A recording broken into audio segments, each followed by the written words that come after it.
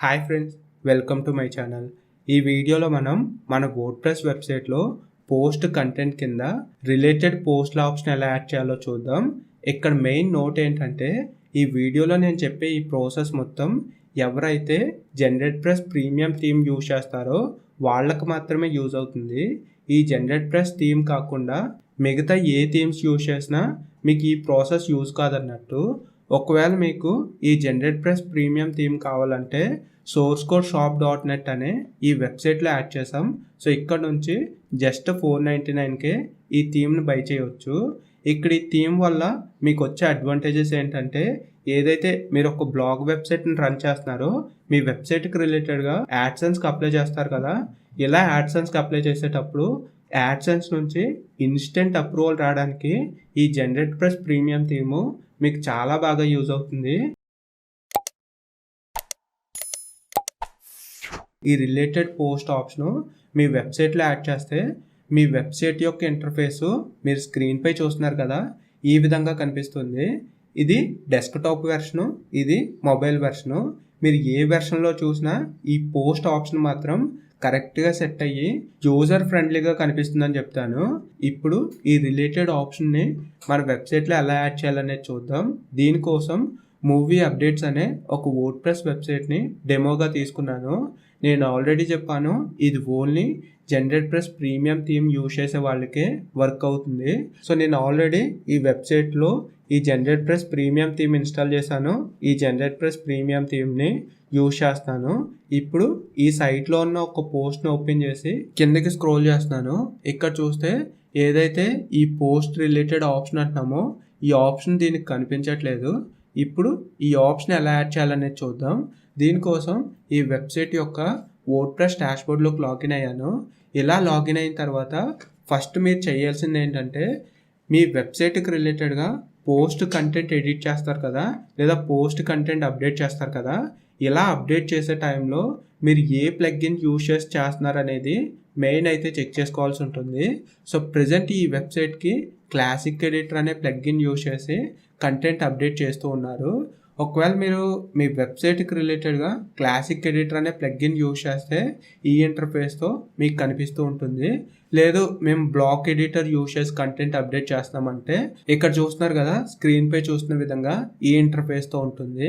అయితే మనం ఇక్కడ ఏదైతే ఈ పోస్ట్ రిలేటెడ్ ఆప్షన్ యాడ్ చేయాలనుకుంటున్నామో ఈ ఆప్షన్ యాడ్ చేయాలంటే మీరు ఖచ్చితంగా బ్లాక్ ఎడిటర్ అనే ఆప్షన్ని ఎనేబుల్ చేసుకోవాల్సి ఉంటుంది. దీనికి మీరు సెట్టింగ్స్ అనే ఆప్షన్లోకి వెళ్ళి ఇక్కడ రైటింగ్ అనే ఆప్షన్ ఉంది కదా, దీనిపై ట్యాప్ చేయాల్సి ఉంటుంది. ఇలా ట్యాప్ చేసిన తర్వాత ఎలా యూజర్స్ టు స్విచ్ ఎడిటర్స్ అనే ఆప్షన్ ఉంటుంది. దీన్ని ఎస్ అనే ఆప్షన్ సెలెక్ట్ చేసుకుని సేవ్ అనే ఆప్షన్పై ట్యాప్ చేయండి. అంటే మీరు ఓన్లీ బ్లాక్ ఎడిటర్ అనే ఆప్షన్ యూజ్ చేశారనుకోండి, మీకు ఈ ఆప్షన్ ఎనేబుల్ చేయాల్సిన అవసరం లేదు. లేదు మా సైట్కి రిలేటెడ్గా క్లాసిక్ ఎడిటర్ అనే ప్లగ్ఇన్ యూజ్ చేస్తున్నాం, మాకు ఈ బ్లాక్ ఎడిటర్ అనే ఆప్షన్ కావాలనుకుంటే ఇలా ఈ సెట్టింగ్స్ అనే ఆప్షన్లోకి వచ్చి రైటింగ్ అనే ఆప్షన్లో ఈ allow users to switch editors అనే ఆప్షన్ని మీరు ఎనేబుల్ చేసుకోవాల్సి ఉంటుంది. వన్స్ ఎనేబుల్ చేసుకున్న తర్వాత ఇప్పుడు ఈ అపియరెన్స్లో ఎలిమెంట్స్ అనే ఆప్షన్లోకి రండి.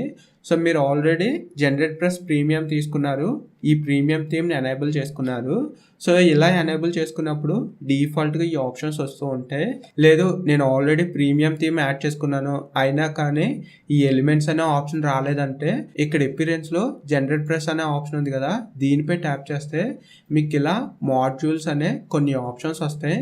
ఈ ఆప్షన్స్లో ఎలిమెంట్స్ అనే ఆప్షన్ ఉంది కదా, దీన్ని యాక్టివేట్ చేసుకోవాల్సి ఉంటుంది. యాక్టివేట్ చేసుకుంటే ఇక్కడ ఈ ఎలిమెంట్స్ అనే ఆప్షన్ మీకు కనిపిస్తూ ఉంటుంది. నేను ఆల్రెడీ యాక్టివేట్ చేసుకున్నాను కాబట్టి ఈ ఆప్షన్ కనిపిస్తుంది. సో మీరు కూడా యాక్టివేట్ అయితే చేసుకోండి. ఇలా యాక్టివేట్ చేసుకున్న తర్వాత మీరు ఒకసారి రీఫ్రెష్ చేస్తే డైరెక్ట్గా ఈ ఎలిమెంట్స్ అనే ఆప్షన్ అపియరెన్స్లో యాడ్ అవుతుంది. సో దీనిపై ట్యాప్ చేయండి. ఇలా ట్యాప్ చేస్తే నెక్స్ట్ ఇంటర్ఫేస్ ఎలా ఉంటుంది. మీరు ప్రీవియస్గా ఇందులో ఏదైనా ఒక ఎలిమెంట్ యాడ్ చేశారంటే మీరు యాడ్ చేసిన ఎలిమెంట్స్ ఇక్కడ కనిపిస్తూ ఉంటాయి. సో మీరు యాడ్ చేసిన ఎలిమెంట్స్ ఒక్కొక్కటి ఒక్కో ఫంక్షన్కి యూజ్ అవుతూ ఉంటుంది. సో మీరు ఎందుకు యాడ్ చేశారు ఏంటి అనేది ఒకసారి చెక్ చేసుకోండి మీకు ఐడియా ఉంటే. లేదు నాకు అంత ఐడియా లేదనుకుంటే సో ఇలా ఉంచుకొని యాడ్ న్యూ ఎలిమెంట్ అనే ఆప్షన్ ఉంది కదా, దీనిపై ట్యాప్ చేయండి. ఇప్పుడు ఏంటంటే బ్లాక్ అనే ఆప్షన్ సెలెక్ట్ చేసుకోవాల్సి ఉంటుంది. ఇప్పుడు క్రియేట్ అనే ఆప్షన్ ఉంది కదా, దీనిపై ట్యాప్ చేశాను. ఇలా ట్యాప్ చేసిన తర్వాత ఇక్కడ చూడండి, మీకు right side switch to block editor అనే ఆప్షన్ ఉంటుంది. దీనిపై ట్యాప్ చేయండి. దీనిపై ట్యాప్ చేసినప్పుడు బ్లాక్ ఎడిటర్కి సంబంధించిన ఇంటర్ఫేస్ మనకు కనిపిస్తుంది. ఇక్కడ ఆటో డ్రాఫ్ట్ అని ఉంది కదా, దీన్ని రిమూవ్ చేయండి. ఇక్కడ ఏదైతే ఒక ఎలిమెంట్ యాడ్ చేస్తామో ఆ ఎలిమెంట్కి సంబంధించిన టైటిల్ని యాడ్ చేయాల్సి ఉంటుంది. సో ప్రెజెంట్ రిలేటెడ్ పోస్ట్లు అనే ఎలిమెంట్ని యాడ్ చేస్తున్నాం కాబట్టి నేను టైటిల్ కూడా రిలేటెడ్ పోస్ట్లని యాడ్ చేశాను. ఇలా యాడ్ చేసిన తర్వాత కింద చూడండి, type to choose a block అని ఉంది కదా, దీంట్లో కర్సర్ పెట్టాను. ఇప్పుడు మీరు ఏం చేయాలంటే మన ఛానల్ ఉంది కదా, రాజు డిజిటల్ సర్వీసెస్ ఛానల్, దీని హోమ్ పేజ్కి వెళ్తే టాప్లో ఒక లింక్ కనిపిస్తుంది. దీనిపై ట్యాప్ చేయండి. ఇలా ట్యాప్ చేసినప్పుడు మీకు మాత్రమే .com అని ఒక పేజ్ కనిపిస్తుంది. టాప్లో లింక్ ఉంది కదా, దీనిపై ట్యాప్ చేయండి. దీనిపై ట్యాప్ చేసిన తర్వాత ఇక్కడ సెర్చ్ ఆప్షన్ ఉంది కదా, ఈ సెర్చ్ ఆప్షన్లో 4079 అని సెర్చ్ చేయండి. ఇలా సెర్చ్ చేసినప్పుడు మీకు టాప్లోనే ఒక పోస్ట్ కనిపిస్తుంది. ఈ పోస్ట్ ఏంటంటే మనం ఏదైతే ఈ రిలేటెడ్ పోస్ట్ అనే ఆప్షన్ మన సైట్లో యాడ్ చేయాలనుకుంటున్నామో ఆ పోస్ట్కి రిలేటెడ్గా ఉండే కస్టమ్ కోడ్ అన్నట్టు. అంటే మనం ఏదైనా మన వర్డ్ప్రెస్ వెబ్సైట్లో ఒక ఫంక్షన్ యాడ్ చేయాలన్నప్పుడు మనం కొన్ని ప్లగ్గిన్స్ త్రూ ఆ ఫంక్షన్ యాడ్ చేస్తూ ఉంటాం. సో ఇక్కడ ఏదైతే ప్లగ్గిన్స్ అనే ఆప్షన్ ఉందో ఈ ఆప్షన్ వల్ల మనం ఇన్స్టాల్ చేసిన ప్లగ్గిన్ బట్టి ఆ ప్లగ్గిన్కి ఉన్న సైజుని బట్టి మన సైట్లో స్టోరేజ్ కన్జ్యూమ్ అవుతూ ఉంటుంది. సో కాబట్టి మనం ఏదైనా ఒక ఫంక్షన్ యాడ్ చేయాలనుకున్నప్పుడు ప్లగ్గిన్ త్రూ కాకుండా కస్టమ్ కోడ్ త్రూ యాడ్ చేస్తే ఆ ప్లగ్గిన్కి రిలేటెడ్గా ఉండే సైజ్ ఏదైతే ఉందో అది మనం రీప్లేస్ చేసినట్టు అవుతుంది. కాబట్టి మనం కస్టమ్ కోడ్ త్రూ ఈ ప్రాసెస్ చేస్తామన్నట్టు. సో ఈ పోస్ట్ని ఓపెన్ చేసిన తర్వాత కిందికి స్క్రోల్ చేస్తే ఇక్కడ ఈ పోస్ట్ యొక్క కోడ్ మీకు ఈ విధంగా కనిపిస్తుంది. ఇక్కడ కాపీ అనే ఆప్షన్ ఉంది కదా, దీనిపై ట్యాప్ చేసి ఈ కోడ్ని కాపీ చేసుకోండి. ఇప్పుడు మళ్ళీ ఈ ఇంటర్ఫేస్ దగ్గరకు వచ్చి ఇక్కడ కర్సర్ పెట్టాం కదా, ఇక్కడ కాపీ చేసుకున్న కోడ్ని పేస్ట్ చేయండి. ఇలా పేస్ట్ చేసినప్పుడు దీని యొక్క ఇంటర్ఫేస్ మీకు ఈ విధంగా కనిపిస్తుంది. సో ఇందులో కొన్ని సెట్టింగ్స్ చేయాల్సి ఉంటుంది. ఇలా చేయడం కోసం మీకు రైట్ సైడ్లో ఎలిమెంట్ అనే ఆప్షన్ ఉంది కదా, దీనిపై ట్యాప్ చేయండి. దీనిపై ట్యాప్ చేసినప్పుడు ఎలిమెంట్ టైప్ అనే ఆప్షన్ ఉంటుంది. ఇందులో హుక్ అనే ఆప్షను డిఫాల్ట్గా సెలెక్ట్ అయి ఉంటుంది. ఇలా ఉంటే ఇలా ఉంచండి, లేదంటే హుక్ అనే ఆప్షన్ని సెలెక్ట్ చేసుకోండి.